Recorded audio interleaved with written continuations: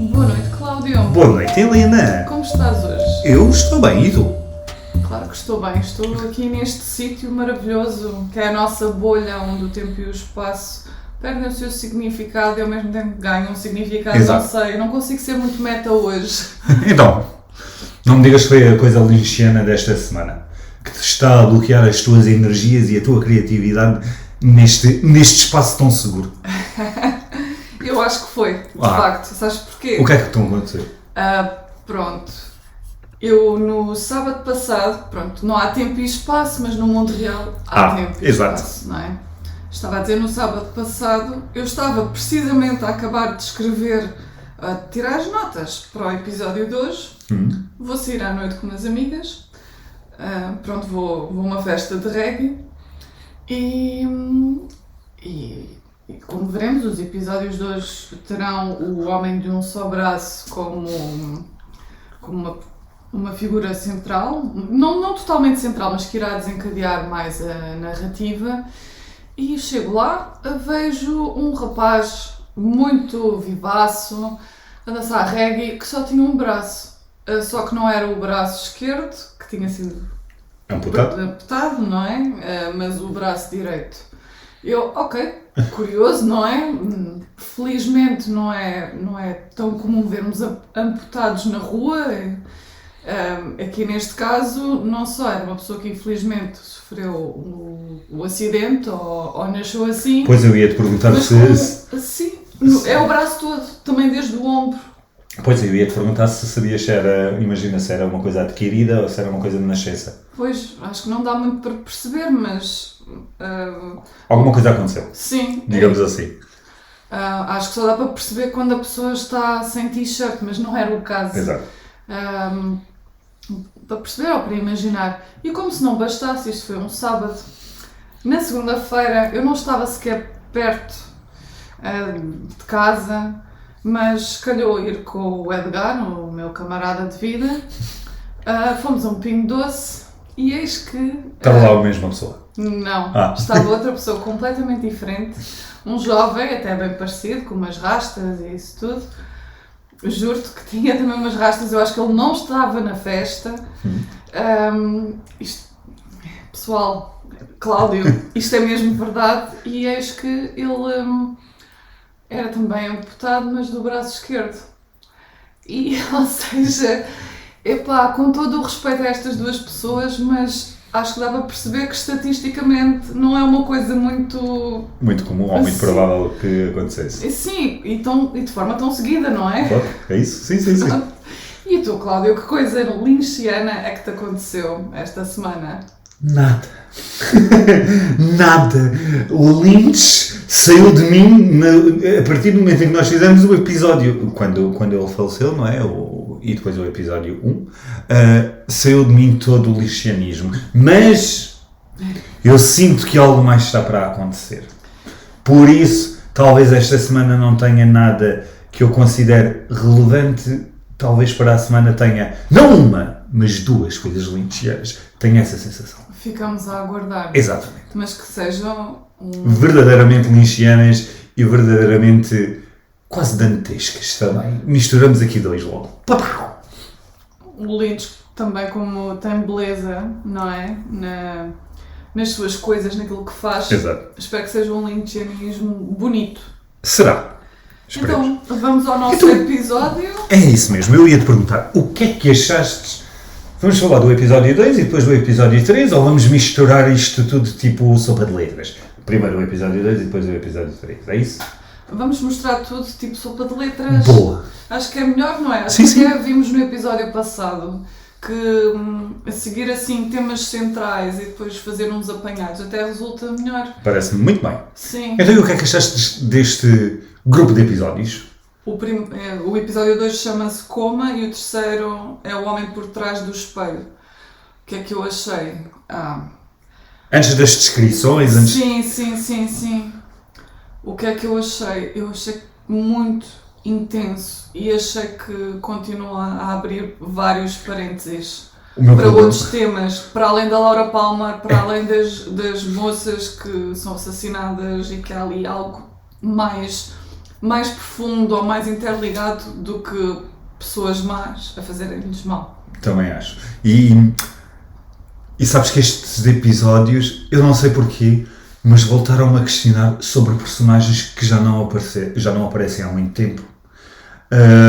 Levaram-me a questionar o que é que são estas pessoas todas que agora cada vez mais estão-se a tornar mais complexas e totalmente diferentes. Eu sinto nestes episódios uma grande viragem em termos inclusive dos personagens e das suas personalidades. Acho que estão todos a mudar. Há um ou dois, pronto, o Cooper, claro, sempre. Sim.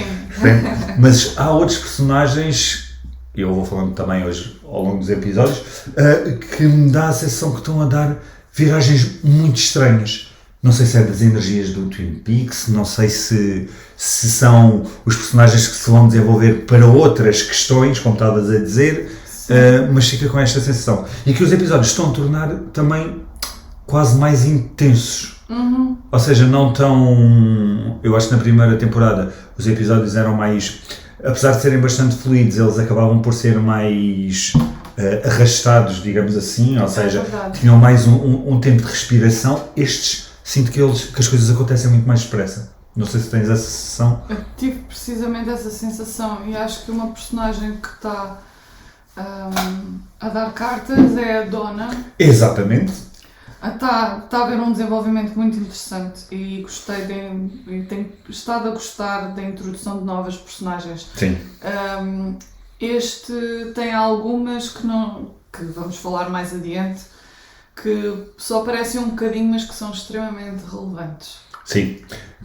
Então, vamos lá começar os nossos episódios. Então vamos aqui começar pela questão da investigação do FBI. E começamos com o Major Garland Briggs, que é o pai do Bobby. E ele está no restaurante Double R e está a conversar com a senhora do tronco. Ela avisa-o que o seu tronco tem uma mensagem para ele e repete supostamente o que o tronco diz. Mas eu acho que o Major pode não ter a capacidade para ouvir o tronco, como a senhora do tronco diz, mas ele não estranha isso e nota-se que ele respeita, quase como se conhecesse aquilo que se passa com a senhora do tronco. E o que é que o tronco diz? Entregue a mensagem. E ele, ok, tudo bem, faz assim um ar de assentimento. Mais tarde ele vai ter com o Cooper ao seu quarto de hotel, para esse efeito. Pronto, eu gostava que houvesse assim alguma coisa mais interessante a acontecer entre os dois, não sei, a falarem os dois com a Diane, por exemplo. Ou outras coisas. Medo.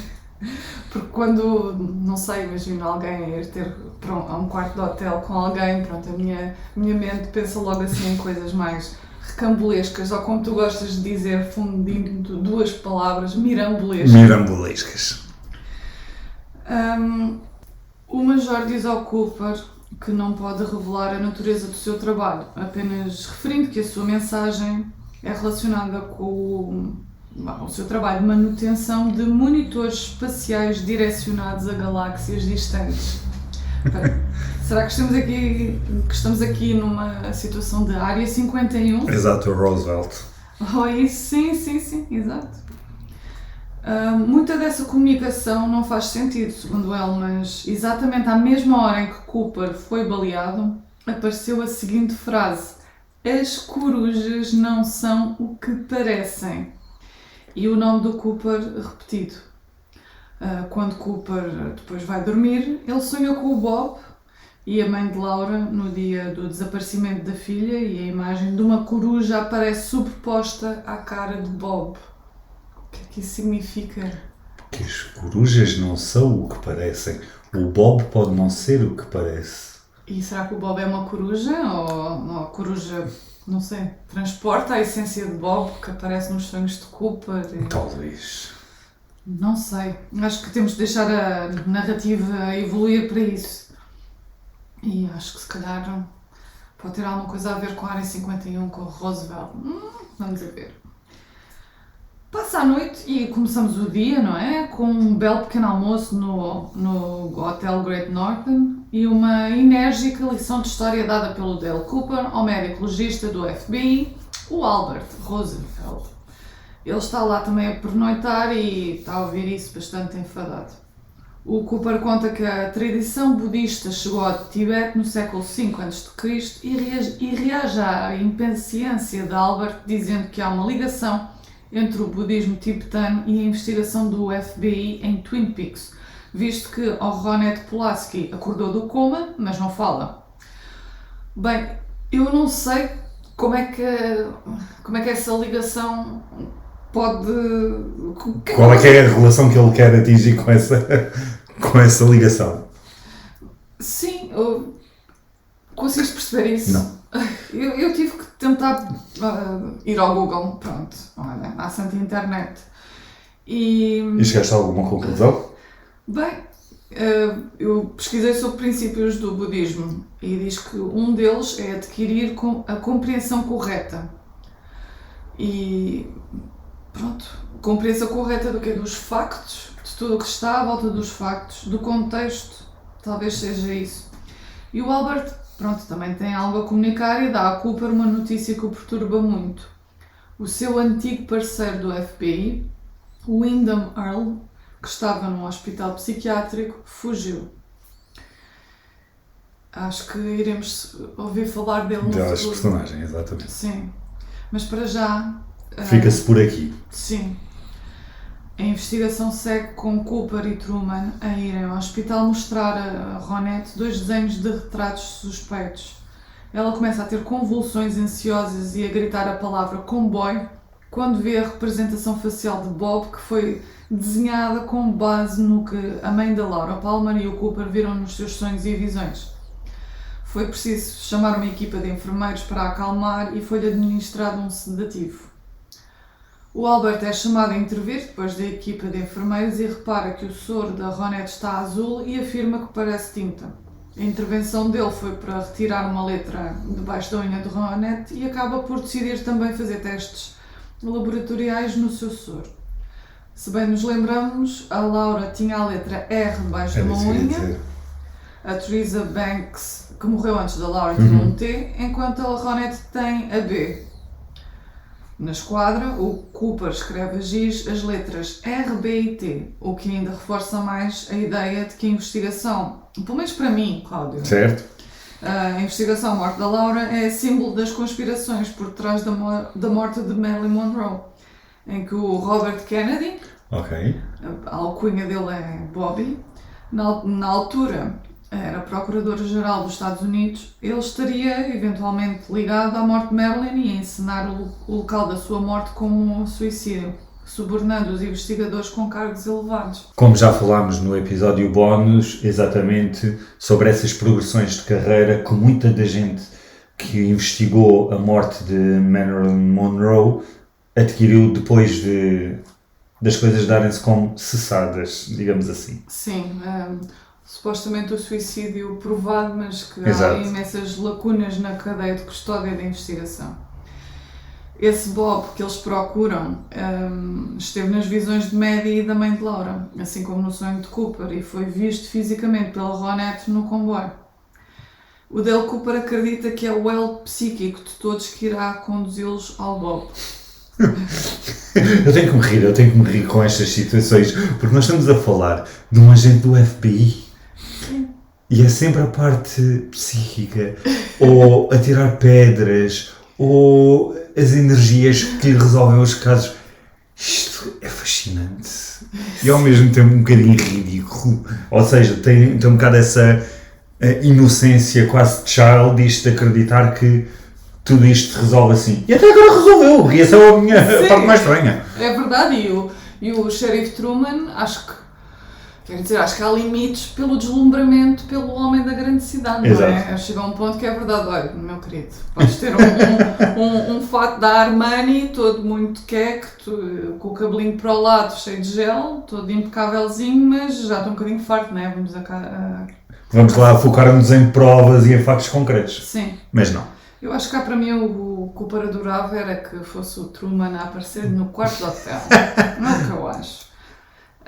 Mas, seguidamente, o Albert, depois de fazer, lá está há pouco, das confissões de Cooper sobre ter visto o gigante que lhe deu pistas e o ter comparado o Cooper ao Joãozinho Pé de Feijão, disse que descobriu que as letras foram retiradas da revista para encontros adultos chamada Flash World, e isto enquanto ele está a folhear a dita revista e fala de um casal entusiasta por cães canis. Eu não sei se quero ou não imaginar isso. Ou melhor, quero, não me digo para regozijo próprio, sendo que o único regozijo é, não sei, imaginar ali uma bolinha de pelo frenética com caracóizinhos. Acho que tem o seu quê de cómico, mas talvez perturbador. Perturbador, sim. Sim. O Albert também informou que o retrato de Bob não deu nenhum alerta nas bases de dados do FBI e que está em cima também da investigação em procurar saber quem tentou matar Cooper. O Truman reage a um comentário sarcástico em que o Albert o compara a um primata, ameaçando-o de dar um murro. O Albert reage de uma forma que eu acho apaixonante e acho que também é aí que vemos ainda maior profundidade do Albert, porque não é só o indivíduo prático, cínico, talvez um pouco arrogante, mas que não podemos deixar de o respeitar imensamente. Ele reage de que maneira? Ele reafirma-se como um pessimista dedicado na luta contra a violência, fazendo uma resistência pacífica como Gandhi e Martin Luther King, e diz que assim o faz porque a sua base é o amor, e assim declara o seu amor por Truman, tendo em conta que o Cooper depois disso diz que a Truman que o caminho de Albert é estranho e difícil. Por isso mesmo é que eu acho que não foi sarcástico da parte dele. Pois é isso, tu há bocado estavas a dizer que o achavas sarcástico e que o achavas arrogante. Eu não o acho arrogante, eu não sei. Ele tem ali um toque de... não é arrogância, é mais sapiência. E um bocado essa clarividência de como as coisas são e de como as coisas devem ser. Acho que vejo mais nesse sentido. Tu não? É mais sim. Arrogância para ti, a maneira como ele se posiciona na posição de homem da cidade versus homem do campo, digamos assim. É mais isso, é só Pronto. nesse ponto que eu acho arrogante. Sim, fazendo um paralelismo com a vida real, somente uma pessoa algo cínica e capaz de ser distante com um pensamento idealista e de valores tão altos, com uma paz global, é que não iria olhar a Marilyn Monroe com olhos de luxúria e imaginá-la como uma mulher fantasia. Não sei. Portanto, independentemente do Albert falar de amor de uma maneira fraterna, eu não estou a dizer isto para efeitos de gracinha fácil, mas porque é uma série mais antiga e também casais do mesmo sexo não era uma coisa que tivessem abundância na televisão. Ainda, mas a série pode ter outras coisas que vão acontecer. Eu também acho que sim, mas até mesmo a possibilidade de Albert poder falar de amor ao Truman e poder, quiçá, sentir uma atração pelo Truman e ao mesmo tempo dedicar-se tanto a rebaixá-lo porque não o pode ter. Eu não sei, eu estou aqui a imaginar na minha cabeça. Portanto, se o Albert realmente é gay, uma pessoa que não iria ter exatamente olhos ver a Marilyn Monroe com luxúria é que estaria preparada para reagir de forma adequada à morte de Marilyn Monroe e tornar-se menos culpado na sua morte, porque ele seria um consumidor menos ávido de fantasias relacionadas com ela. Sim, pelo menos não fantasias como um homem hétero tem com uma figura tão sensual como ela. E portanto ele sente talvez como pessoa que poderia ser fã da Marilyn Monroe, uma espécie de amor superior e de maior objetividade. Não sei, eu dei uma volta, sim, mas é uma volta interessante. Sim, o Albert tornou-se gay neste momento, que é uma coisa fantástica. Sim. Mas nada diz que sim, nada diz que não, por isso. Mas a série... Pronto, eu não quero... Exato, nada diz que sim, nada diz que não. Mais tarde, o pai de Laura Palmer, o Leland, aparece na esquadra com um dos retratos de Bob que foram distribuídos pela cidade e afirma que o conhece. Partilha com Cooper, Truman e Hawk de que o avô dele tinha uma casa de verão numa zona chamada Pearl Lakes, onde iam todos os anos. Ele diz que o Bob vivia numa casa branca, num terreno baldio, perto da casa de verão da família dele, e que o nome dele era Robertson. Aqui vemos talvez outra referência aos Kennedy, e tanto pode ser Robert como o seu irmão e antigo presidente JFK, essa referência, não sei. E novamente, as letras que têm sido encontradas até agora nas unhas destas 3 mulheres, 2 delas mortas, uma em coma. Depois há um momento em que achei que o ator que faz de Leland fez um trabalho brilhante. Ele, numa microexpressão, não sei se reparaste, enquanto mantém a compostura e a atitude positiva, construtiva, ele partilha uma memória com esse dito Robertson que o traumatizou em criança. Esse homem adulto atirava-lhe fósforos acesos e perguntava-lhe se ele queria brincar com o fogo. De lembrar que o James Hurley, quando viu a Laura pela última vez, ela perguntou ao James, claro, se ele queria brincar com o fogo e repetiu essa pergunta, perguntando, lá está, se ele queria brincar com o Bob. O Cooper pega no fósforo aceso que o pai da Laura atirou assim, para um cinzeiro e afirma que é esse o indivíduo que procuram. Acho que vamos dar aqui um salto e é aqui que entra o homem de um só braço, que é conhecido por Philip Gerard, o vendedor de sapatos. Que entrou na esquadra a tentar vender sapatos e com um pouco deslocado no último episódio. Exatamente. E enquanto o aconselha, ele vê o póster, aconselha o Sheriff Truman a vender sapatos, não é? Ele vê o póster com o retrato robô do Bob e fica com um ar temeroso. Quase que perde os sentidos e vai para a casa de banho da esquadra tentar tomar a sua medicação. Eu acho que aquilo é heroína, porque ele tenta espetar no tornozelo. Ele acaba por não conseguir, pois os seus espasmos tornam-se intensos. E vemos a seguir ele a sair do cubículo, incorporando a entidade de Mike e a dizer para o ar que sabe que Bob está por perto e que vai atrás dele. Então eu acho que aqui os sonhos de Cooper, o Cooper é mesmo um transmissor do outro mundo. Exato. O nosso agente do FBI acaba por saber que o Mike, esteve na esquadra quando o Sheriff Truman vai ao seu escritório a dizer que o Pete Martell lhe informou que já tem notícias da sua amada, Josie Parker. A amada do Sheriff Truman. Exato. Logo a seguir ao pedido do Truman para falar primeiro com ela sozinho, o Hawk chega para dizer que encontrou a Casa Branca, outra referência que Leland referiu, mas que está encerrada. Entretanto, Truman pergunta se ele viu o Philip Gerard e acaba por saber do sucedido com ele. Quando o procura na casa de banho, vê a seringa da droga que Mike deixou no chão e reconhece Mike, ou seja, Exato. Philip Gerard, e reconhece a segunda pista do gigante. Sem químicos, ou drogas neste caso, ele aponta. Por isso a investigação vai se centrar agora mais na procura de Mike. Ou melhor, parece mais um centro com várias direções. Exatamente. Não é?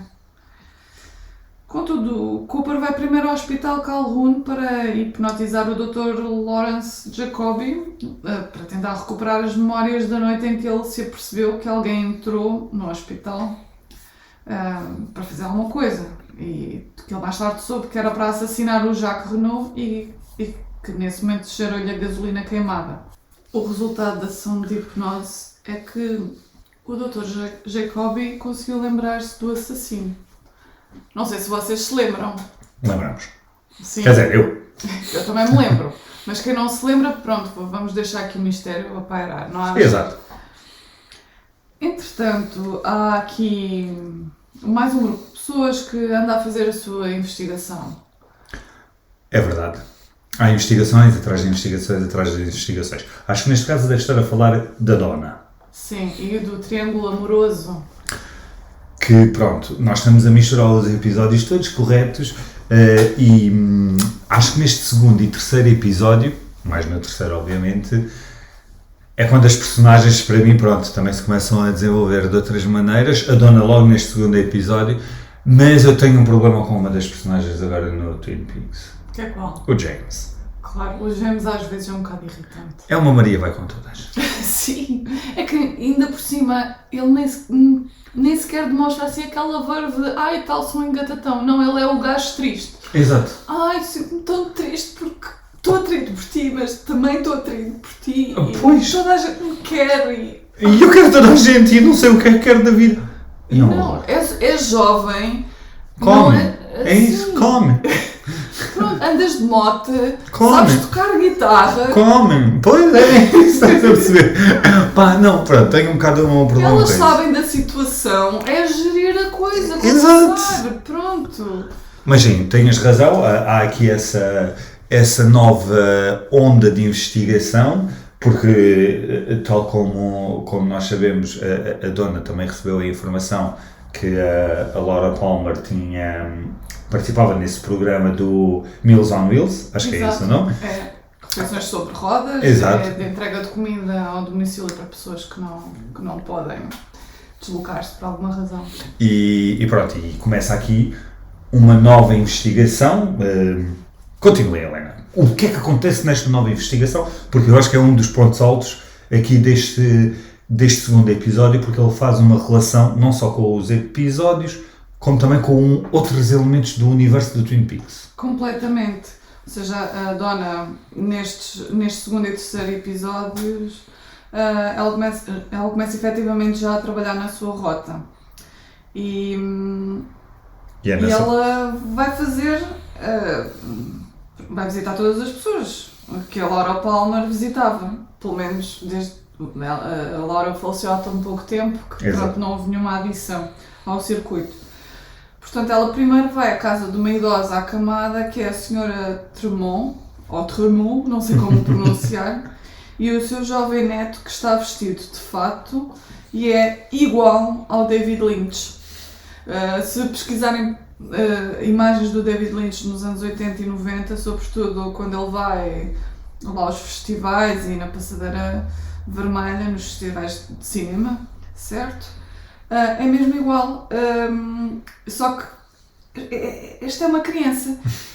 E epá, este rapaz, na vida real, chama-se Austin Lynch e sim, é precisamente filho do David Lynch. É sério? A sério.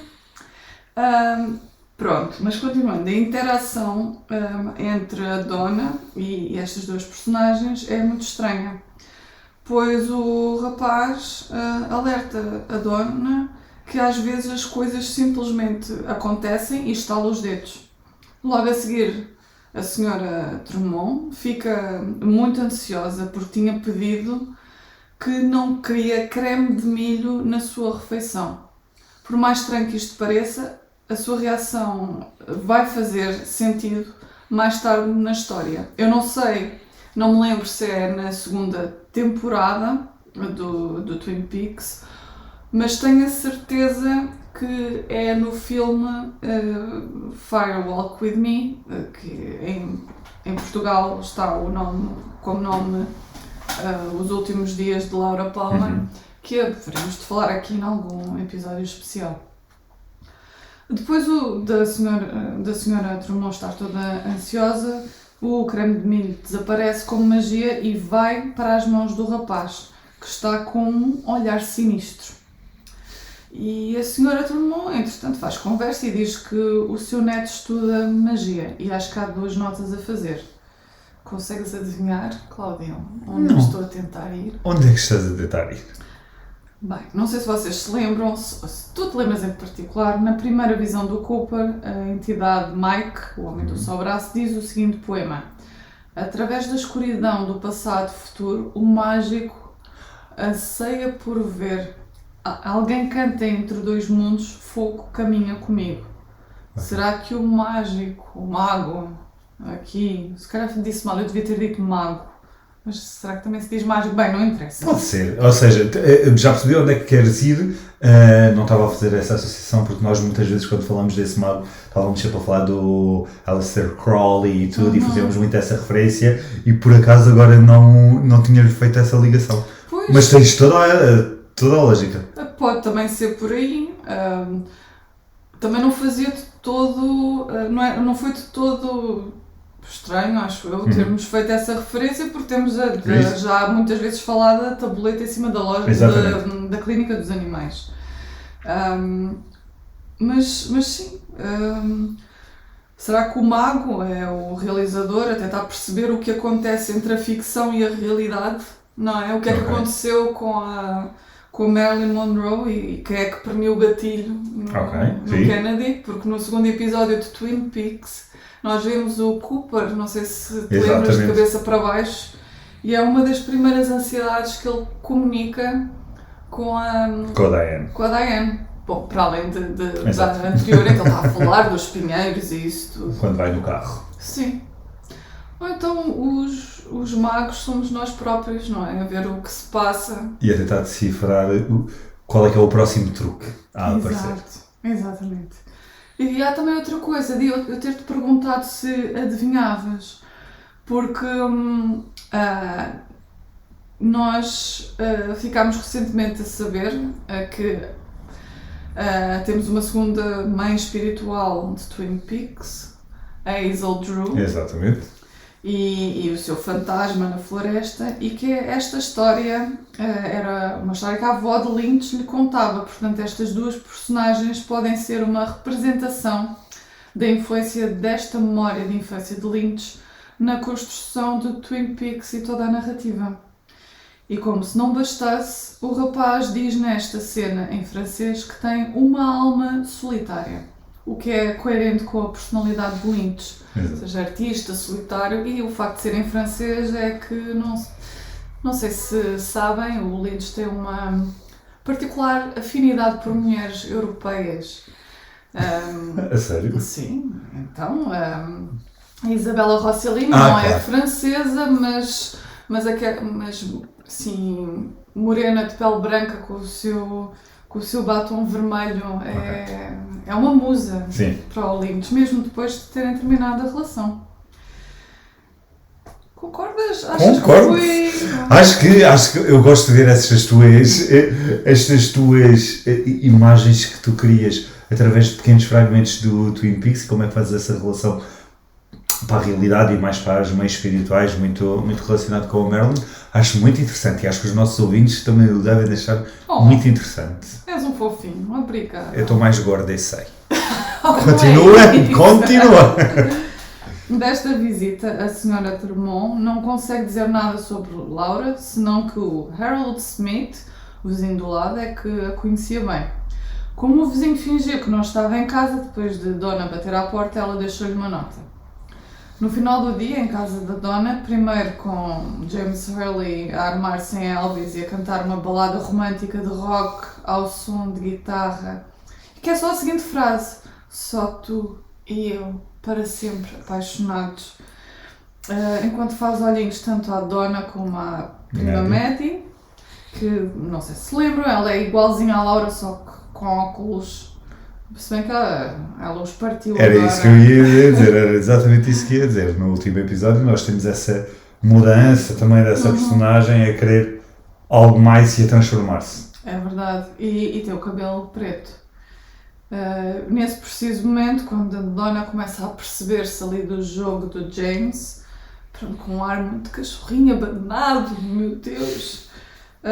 o Harold Smith liga-lhe para a dar-lhe uma resposta à nota que ela deixou. E logo, imediatamente a seguir, a Maddie começa a ter uma visão aterradora com Bob a aparecer por detrás do sofá e a fazer caras medonhas para assustar. Eu devo confessar que quando vi esta cena era bastante tarde. E tiveste medo?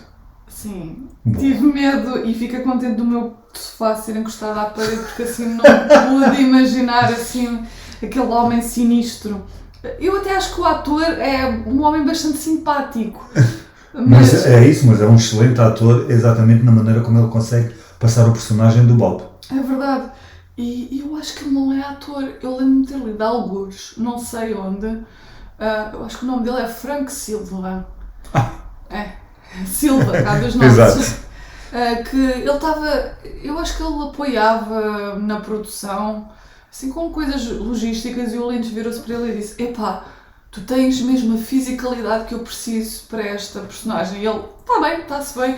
E usa esta roupa que é excelente. Usa a roupa que tens vestida, que trouxeste de casa e está feito. Pronto, e então. Não sabia disso. Sim, então ele faz aqueles gares e. Temos que fazer um episódio extra só sobre os atores. Sim, temos mesmo. Porque essas informações, não sei o que é que vos parece a vocês, mas a mim parecem-me realmente muito interessantes. Eu também acho que sim, e ainda mais que uma das, depois do falecimento do Lynch, mas já antes se falava disso, mas uma das melhores coisas que Lynch deixou foi a sua relação com os atores e da forma como os atores fizeram mantiveram ligação até hoje. Ou seja, não era só família Twin Peaks. Não era só uma questão laboral, era uma questão exatamente como estava a dizer, quase de uma família, de uma amizade que foi criada também nas gravações e tudo. Sim, e as pessoas ficaram ligadas para o resto da vida, de certa forma. Mesmo aqueles que não se tornaram grandes estrelas de Hollywood. De qualquer das formas, têm pelo menos isto no currículo e gostaram de o fazer, de certeza. Eu acho que é um bocado isso que nós temos que também explorar eventualmente. Mesmo. No dia seguinte, a Donna vai visitar Harold Smith e ficamos logo com a sensação de que, não sei o que é que tu achas, de que ele só não é um líder de culto ou um serial killer por causa da sua agorafobia. Primeiro, realmente viu no dia anterior, quando ela estava a fazer o circuito de refeições sobre rodas, e reparou na roupa dela. Isto dá-me vibrações de serial killer. Não sei, ou então de gajo tímido, mas... Pois, tendo em conta que ele é agorafóbico, ou seja, ele não sai de casa e tens toda essa parte, eu acho que, não sei se me dá tanto de serial killer ou se me dá mais de pessoa perturbada que vive o mundo através de uma janela ou através de uma porta. Sim, a minha segunda razão para ele poder ser um serial killer é talvez... sim, essa perturbação, não pela agorafobia, mas ele tem ali uma florzice de estufa e realmente ele é literalmente uma flor de estufa, porque ele é um horticultor e a casa dele é basicamente uma estufa de orquídeas, o que é sensato, não é? Visto que ele não consegue sair de casa e pronto, sempre tem ali um contacto com a natureza. E ficamos também a saber que ele tinha instruções da própria Laura para falar com a Dona caso algo lhe acontecesse. Portanto, a Dona veio até ele por obra e graça do Espírito Santo. Mais ou menos obra e graça do Espírito Santo, porque na realidade a Dona vai lá ter por causa da Senhora do Tronco que lhes entrega a mensagem.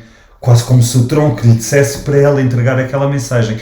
Eu cada vez mais aqui, e mesmo com a situação do Major e tudo, tenho a sensação que o Tronco começa-se a tornar realmente uma pedra fulcral nesta narrativa e quase começa a funcionar como um satélite do místico ou do mundo mais espiritual para o mundo real, assim um bocado como o Cooper.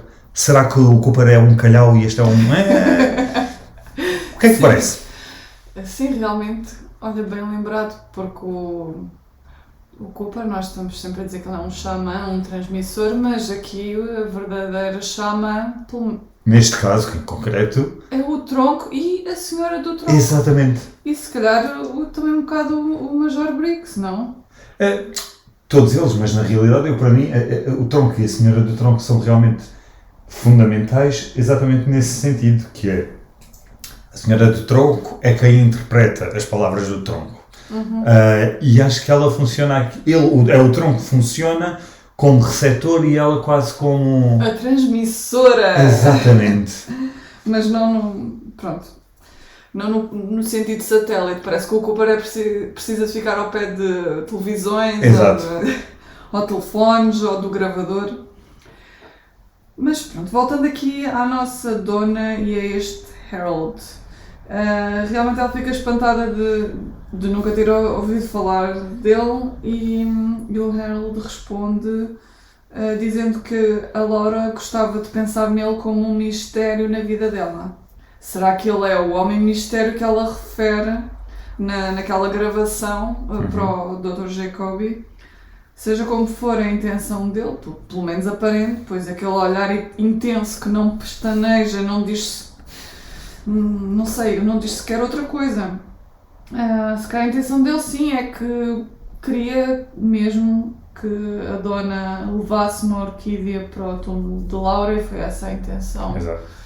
De ligar. Eu sei que disse intenção muitas vezes, mas aquele olhar muito intenso perturba um bocado, mas dá-me a entender que a dona ficou bastante excitadinha com aquilo. Certo. Achas ou não? Não, acho que a dona fica muito curiosa com o facto de existir uma pessoa que conhece a Laura, que a Laura lhe disse para falar com ela em particular e é outra vez quase aquele grupo dos 5 que encontram um mistério que vai explorar. Acho que é um bocado nesse sentido. Sim. Entretanto, o James... eu esqueci de fazer essa ponta. Ele saiu da prisão uma vez que o Albert também comparou a cocaína encontrada na moto com a que estava na casa de Leo Johnson como sendo a mesma e por isso concluem que alguém o quis incriminar. Portanto, eu saltei essa parte. E para além disso, como vimos na semana passada, o James foi colaborativo com a polícia em termos de ajudar a dar contexto à vida da Laura Palmer e a sua relação, lá está, com o psiquiatra Lawrence Jacoby, com esta questão do homem mistério e das gravações. Ele segue para o restaurante da Bull R e desabafa com a Maddie, que dá sinais claros de se sentir atraída por ele. E ele desabafa com ela sobre o quê? E acho que foi aí que te odiaste. Exato. Não foi? Foi. Desabafa sobre o comportamento fumador e provocante da dona. Epá, ele até diz, ela quando me veio visitar à prisão parecia que queria logo fazê-lo através das grades. Mas é verdade, mas calma. Epá, tu és um rapaz adolescente de 17 anos ou 18. Como é que isso não é uma coisa boa para ti? Se calhar ele está à espera do Albert. Não, ou seja, eu percebo o que é que ele quer dizer, mas eu incomoda-me mesmo esse tipo de postura do James de ir logo atrás da Maddie, de se fazer de coitadinho para a Maddie. É um fuckboy ou um softboy, acho que são as nomenclaturas atuais para os gajos que se armam assim em gajos simpáticos, sensíveis, mas são assim um bocadinho egoístas e manipuladores, pois, não é? É isso. Epá, a sério, homem. Mas o engraçado é que ele é assim e ao mesmo tempo, não sei, pronto, deixa-se ficar, não tem assim nenhuma ação. Mas é isso. Toca guitarra, pronto, vá lá. E Faz anda de olhinhos. Sim. Enquanto ele está ali no desabafo, e depois a Maddie coloca-lhe a mão em cima da sua para lhe dar assim um conforto, é precisamente neste momento, porque isto também é um bocadinho uma novela, que a dona chega e ela aproveita para falar do circuito do programa Refeições sobre Rodas e diz que conheceu um homem charmoso, jovem e inteligente no percurso e vira depois as costas a ambos. Mais tarde, a dona vai deixar o presente na orquídea, sim, na campa da Laura, e desabafa-lhe os sentimentos, enquanto uma coruja a observa. Será que é o Bob? Se calhar o Mr. Bean, o Rowan Atkinson com o Bob? Iria saber, não sei. Sempre que eu digo Bob, lembro-me do... É sério? Do Rowan Atkinson, sim. Pronto, a dona fala do Harold Smith e de ter ficado com o James a namorar e nota-se que ela está revoltada com a Laura porque diz que em termos de sedução e sentimentos ela era muito inteligente em saber o que estava à volta, mas muito estúpida quanto ao resto. Diz que sente a falta dela porque quando a Laura estava viva a dona conseguia ter os dois amigos, nomeadamente a Laura e o James. Mesmo que a Laura soubesse que ela poderia ter sentimentos pelo James. Mas agora que ela está efetivamente a namorar o James e apareceu a prima Maddie, ela tem medo de também perder o James. E termina o seu discurso elogiando a força e a coragem da Laura, mas essas qualidades acabaram por ser a sua perdição e que após ter partido algumas coisas ainda estão como antes. Eles passam o tempo a resolver os problemas da Laura. Eu gostava de perceber o alcance disso e como é que era a vida deles antes. E até que ponto é que a Donna sabia do que a Laura fazia. Eu acho que não sabia. Será que ela sabia do consumo de cocaína? Será que ela sabia da prostituição? Se calhar do consumo, eu acho que, eu na minha cabeça... Eu acho da parte da prostituição eu acho que não. Da parte da cocaína, acho que poderia saber alguma coisa, uma vez que o Mike, o ex-namorado da... Não, da é o Mike, Donna, é o Mike. O ex-namorado da Donna estava metido também com o Bobby e tinham a questão da cocaína com a Laura, que tinham tirado ao Leo Johnson e que iam vender e que tinham esse problema. Acho que na parte da cocaína talvez ela soubesse, acho que na parte da prostituição, dos jogos e isso, acho que ela não deveria saber, acho. Sim, sabia que era uma rapariga que ia a festas, consumia, mas conseguia de certa forma organizar a sua vida. Mas voltando ao triângulo amoroso, o que acaba por acontecer é o clichê dos clichês, que é a Donna depois vai para casa da Laura Palmer para falar com a Maddie e vê a Maddie a beijar o James. Pois é, James, seu potéfio. Desculpa. Aqui não se faz slut shaming. Não se faz. Nada. E o James, o que é que ele estava lá a fazer? Foi procurar conforto nela por ter apanhado a mãe alcoolizada. Epá, eu tenho que desabafar aqui uma coisa. Eu acho que nas séries dos anos 90, meados de 80, 90 até inícios de 2000, parecia que as pessoas utilizavam os seus problemas em casa para seduzir. Não é? Sim. E no James isso faz todo o sentido. Quando nós dizemos que ele mete os olhos de coitadinho, o cachorro abandonado, tudo e mais alguma coisa, é exatamente isso. Sim. Gente, sou um coitadinho ou uma coitadinha, protege-me, cuida de mim. Ou parece que isso deixa as pessoas assim meio excitadas. Isto parece quase um romance vitoriano. Não é? Sobretudo aqueles romances na altura ilícitos, que era, alguém dizia, eu perdi a mãe quando era pequena. Ou, pronto, isto com todo o respeito, pronto, a quem tem este tipo de perdas, não é? Pronto, não é por aí, mas é óbvio que é com todo o respeito. Mas é usar perdas horríveis e depois a seguir pinam.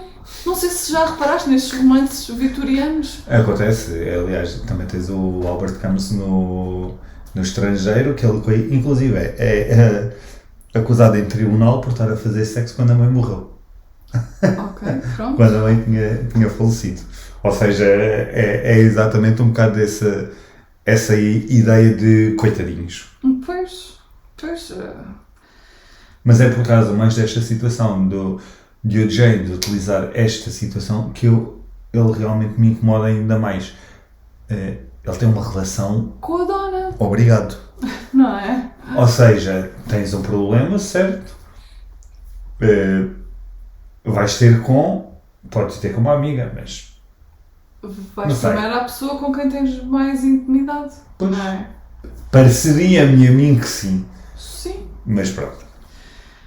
Há também outro ponto bastante importante, que, embora não se tenha desviado da ideia de investigar o que aconteceu à Laura Palmer, é um ponto fulcral, que é precisamente o que é que se passa com a Audrey no One Night Jack. Ela lá continua e decide fingir que vai participar numa sessão sadomasoquista com um cliente, sabendo que se trata do Emery. Se vocês bem se lembram, ele é o secretário do seu pai e é o tal que leva as meninas do balcão da perfumaria dos armazéns Horn para o bordel. Após ameaças, porque ele está preso, não é? lá como parte do jogo sexual, ele diz que trabalha diretamente para o seu pai, o Ben Horne, e foi ele que recrutou a Ronette e a Laura para o One Eye Jack, e que o seu pai teve relações sexuais com ela no bordel. Que nós já sabíamos, ou já calculávamos que assim fosse, uma vez que, cada vez que vai uma nova menina para o bordel, como nós já vimos e como ele próprio tentou fazer no episódio passado com o Audrey, que ele quase que, e com o devido respeito e entre aspas, obviamente, experimentava sempre fazer sexo com a nova menina para testar. Sim. Isto é feito de se dizer, mas é um bocado essa a ideia que eu acho que passa. Sim, e aqui neste caso o que é horrível é, e a atriz faz esse papel brilhantemente, a própria filha a perceber-se disso em relação ao pai. E pronto, olha, aqui um paralelismo é feito entre a Laura e a Audrey, na minha opinião, pois ambas são raparigas determinadas em conseguirem o que querem, mesmo que acabe por não ter os melhores resultados para elas. E a Audrey, quando consegue aceder a um telefone para ligar para Cooper para pedir ajuda, antes que ela consiga verbalizar onde está, a Madame Blackie aparece com um capanga e demonstra saber que ela é filha do Ben Horne. E a Audrey é seguidamente amarrada e a Madame injeta-lhe à força uma dose de heroína. O que é que tu achas desta cena, Cláudio? Eu se queres que eu diga, não sei bem. Ou seja, acho que esta cena faz sentido na série, mas isto é uma cena super violenta, porque estamos a falar, não nos podemos esquecer que não estamos a falar na série de adultos. Estamos a falar, a Audrey tem a mesma idade que a Laura tinha. Tal como tu disseste ainda há bocado com o James, eles tinham cerca de 17, 18 anos. Sim. Ou é esses os personagens que transmitam. E estamos a falar de uma senhora que é uma madame, ok, para além de toda a exploração sexual que ela faz das pessoas, para além de tudo aquilo que ela faz no bordel, esta injeção da heroína na Audrey, para mim tem dois sentidos. Primeiro, porque como nós sabemos, é o tio da Audrey que é o fornecedor da heroína para a Blackie, e ele humilhou-a antes por causa exatamente dessa própria heroína, e eu acho que é um bocado um payback que ela também está a tentar fazer ao mesmo tempo. Pois é. E ao mesmo tempo é uma cena super violenta porque ela está a inserir drogas numa adolescente, neste caso. Sim, ela própria diz que diz assim para o ar, estou a fazer aquilo que o teu pai fez comigo. Exato. Ou seja, que ainda é mais uma informação que a Audrey recebe, que é o pai, para além de todos os problemas que ela já sabe que tem, de abuso sexual, violência e tudo, ele tem ainda outro problema. Ou seja, ele cria problemas às pessoas, porque o que a Blackie também está a dizer é que foi ele que lhe fez esta dependência quase. Sim, e no fundo a Blackie pode ser uma personagem fictícia, mas infelizmente isso acontece no crime organizado de tráfico de pessoas para fins de exploração sexual, onde as vítimas ficam presas na teia não só como vítimas e acabam por ser peões em perpetuar esses crimes e atraindo, lá está, novas vítimas. E a cena também é particularmente perversa porque ainda por cima vemos o Emery com uma câmara de filmar apontada para a cara da Audrey, onde se vê o seu rosto amordaçado e em sofrimento. E o objetivo disto tudo é de enviar o vídeo para pedir a Ben Horne um resgate. E o Emery sugere que se mate a filha dele, pois tem medo de perder o emprego. Já que ela denuncia. Sim. A Madame não deixa, pois quer usar o dinheiro do Ben para comprar o One Eye Jack e lá está. É esse o objetivo deles. Mas no meio disto tudo há esperança, porque Cooper vai indagar com Ben Horne onde está a Audrey. O pai dela reage dizendo que o desaparecimento dela há 2 dias é algo que já aconteceu antes. Mas Cooper insiste que o assunto é importante tendo em conta o que aconteceu com Laura Palmer e Ronette. Ele fica defensivo e acusa Cooper de a sua preocupação ter outras intenções que não a de puro profissionalismo e simpatia pela filha. Isto parece um pouco incoerente, pois não muito antes o Ben Horne ligou à polícia a participar do desaparecimento da sua filha e parecia genuinamente preocupado, não é? Mas eu acho que é isso, ao longo destes episódios, tu apercebes que ele na realidade não está verdadeiramente preocupado com, ou dá-me a minha sensação que ele não está verdadeiramente preocupado com Audrey, que ele tem preocupações mais da cidade, o que é que se passa na cidade e como é que ele consegue controlar os seus negócios do que com a segurança da própria filha. Eu aqui quando vi o Cooper com toda a força e toda a vontade, eu escrevi inclusive que o Cooper quer ser o cavaleiro armado da Audrey. Eu acho que aqui o Cooper, voltamos àquela ideia inicial de será que o Cooper está apaixonado pela Audrey? Porque nós percebemos que há ali uma certa tensão sexual. Sim. E eu acho que esta questão do Cooper de a querer salvar, claro, é em parte por causa do que aconteceu à Laura e também à Ronette e também à outra que ele investigou antes. A Teresa Banks. A Teresa Banks, exatamente.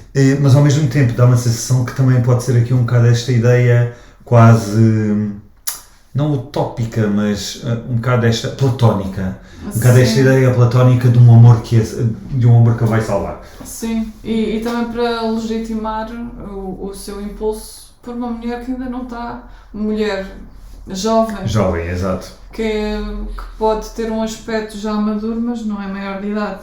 Exato. Portanto, e é obviamente atraente, não é? Mas concordo contigo, porque o Ben, quando ligou para a polícia, foi imediatamente depois de estar a discutir com o irmão e o Leland Palmer sobre qual seria o melhor preço para a venda da serração que teve agora que herdeu. Que herdeu, sim. No bordel, infelizmente, as situações perturbadoras e perversas continuam no episódio 3. Depois vemos um indivíduo chamado Jean Renault, irmão do falecido Jack, a dar caramelos a uma Audrey drogada, continuar a injetá-la e parece ficar entusiasmado com o estado vulnerável em que ela está. Ele depois junta-se à Madame Black e ao Emery para ver as gravações de segurança e descobrem que está lá o Cooper. Quem o reconhece é Emery, que o viu no funeral da Laura. O plano é ele ser o homem intermediário com a questão do resgate da Audrey e o seu assassinato. Ele, o Jean, enquanto vai obtendo pistas para localizar o homem que matou o seu irmão. Pronto, isto está bastante intenso e ainda não acabou. Temos outras histórias, assim, um apanhado geral. O Andy, num ponto mais leve, o Andy vai falar com a sua amada Lucy à recepção da esquadra, dizendo que é impossível que o filho que ela carrega seja dele, uma vez que foi a uma clínica e descobriu que é estéril. É, sim senhor. Sabemos depois quem poderá ser o pai, pois ela no dia seguinte vai ter um almoço com um gajo todo janota que tem o nome de Dick. Pronto, ele não se chama Dick. Exato. Mas é para os amigos. Ele chama-se Richard Tremaine e que trabalha na secção de vestuário masculino dos armazéns Horne. Quando eles vão almoçar, percebemos que esse Richard foi um momento de loucura e sonho com uma vida mais glamourosa da parte de Lucy. Tanto que, mesmo no almoço, ele quer compensá-la por não lhe ter ligado depois da aventura de uma noite com descontos em vestidos nos armazéns Horne. Ela aproveita essa deixa para lhe dizer que está grávida. Não menos leve é Hank Jennings, o marido da Norma do restaurante Double R. Ele aparece na esquadra para assinar os papéis da liberdade condicional e está de novo a segurar uma peça de dominó com 3 pontinhos. Será que isto significa que estes são os 3 tiros a Cooper? O Cooper estava lá e apercebeu-se que havia uma relação antiga entre ele e o Sheriff Truman. Ficamos a saber que o Hank já foi um rapaz da Casa dos Livros, que, se bem te lembras, se eu bem me lembro, é um clube de investigação de cidadãos. Uma espécie de maçonaria mais ativa, penso eu. O Ed Hurley continua a acompanhar o estado clínico da sua Nadine, que esteve em coma por tentativa de suicídio. Mas está a dar sinais de vida. Ela está amarrada, pois pelos vistos, o seu corpo está a produzir muita adrenalina e então tem sinais de força sobre-humana. Achas que é da adrenalina ou achas que é algo mais? Eu acho que é algo mais, porque ela parte correntes. Exato. Sim. Há uma cena ternurenta que ele está a cantar para ela e ela começa a agarrar-lhe a mão e depois com uma força extrema acorda com problemas de memória e a achar que ainda tem 18 anos e é líder de classe. É lindo. E confirma-se também, passando a outro ponto desta nossa rica Twin Peaks, com ricas personagens, confirma-se que o Leo Johnson está em estado vegetativo do qual muito dificilmente sairá. Eu não tenho pena. Não tenho mesmo pena. O Leo Johnson é um estupor. Shelley acaba por o receber em casa, convencida pelo Bobby, e isto tem como objetivo o poderem receber uma pensão. Ela vai até à esquadra de Twin Peaks para testemunhar no caso do incêndio da serração. Ela finge ser uma esposa que ama o seu marido Leo Johnson para que ele não seja colocado no hospital de prisão e sim, não lhe seja cancelada a pensão. O Cooper percebe a estratégia por detrás e decide não pensar mais no assunto, mas nota-se que ele beleza, ali umas bocas. E depois desta narrativa principal e destas nossas narrativas secundárias, digamos assim, ou seja, ou o que é que vai acontecendo com os nossos personagens, vamos mais para as cenas finais. E o que é que nos acontece de cenas finais nestes episódios, Helena? Nós terminamos com pessoas a precisar de colo e festinhas. Precisamos todos, não é? A vida é assim. Às vezes com esses momentos mais tristões. Nós vemos a prima Maddie, a prima da Laura Palmer, a chorar por causa de tudo e desabafa com o seu tio. Ela diz que apenas quis vir ao funeral da prima que amava, mas sente que caiu dentro de um sonho e que toda a gente está a achar que ela é a Laura Palmer. Até ela própria. Exatamente. Sabes que eu, nessa cena da Maddie, eu realmente, e nós já falámos muitas vezes sobre isto, que a Maddie chega para ir dar conforto aos tios durante a parte. E a partir daí ela fica tipo lá, pá.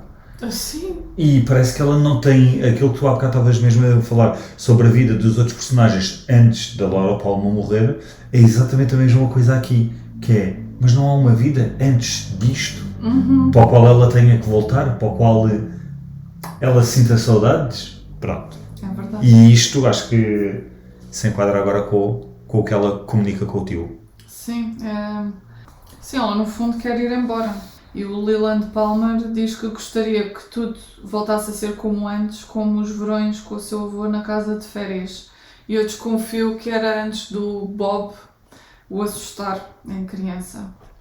Poucos momentos depois, o Cooper e o Harry Truman entram em casa dele e prendem-no pelo assassinato de Jacques Renault.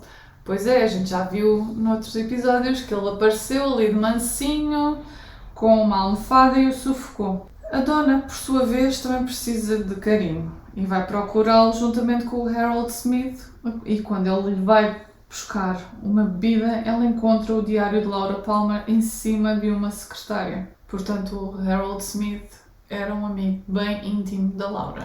E isto para mim é a tal cena que eu estava a dizer que faz com que estes episódios se interliguem ainda mais com o universo Twin Peaks. Como tu já falaste várias vezes, existe um audiolivro sobre o diário secreto de Laura Palmer, que é, calculei eu, que fosse este diário secreto que ele tinha na sua posse. É precisamente esse. E para quem está a gostar destes episódios e de nos acompanhar na nossa viagem, acho que pode ser um momento para vocês começarem a ler. Há disponível, para quem se sente confortável a ler em inglês, há disponível em audiolivro no YouTube, assim como também por escrito. É mesmo só pesquisar Secret Diary of Laura Palmer e facilmente encontram. A sério, é só colocar YouTube ou Twin Peaks e, a sério, é mesmo fácil. E acho que por hoje... Acho que estes dois episódios deixam-nos com o dente aguçado para o que vai acontecer. Novas personagens estão a aparecer na narrativa da morte da Laura Palmer. há novos desenvolvimentos que, eu não estava à espera que aparecesse esta personagem que é realmente amiga da Laura Palmer, ou que tinha algum tipo de relacionamento mais profundo com a Laura Palmer, à qual ela lhe confia este diário. Acho que a série começa a ter aqui outro interesse. Sim, muitas camadas. E acho que precisamos de descansar, não é? Para Acho que estarmos sim. com a mente aguda. Nós e vocês que nos começada a ouvem. dizer. Sim, verdade. E E- acho que por hoje, o que é que achas? Eu acho que por hoje é tudo. E não se esqueçam, As corujas não são o que parecem.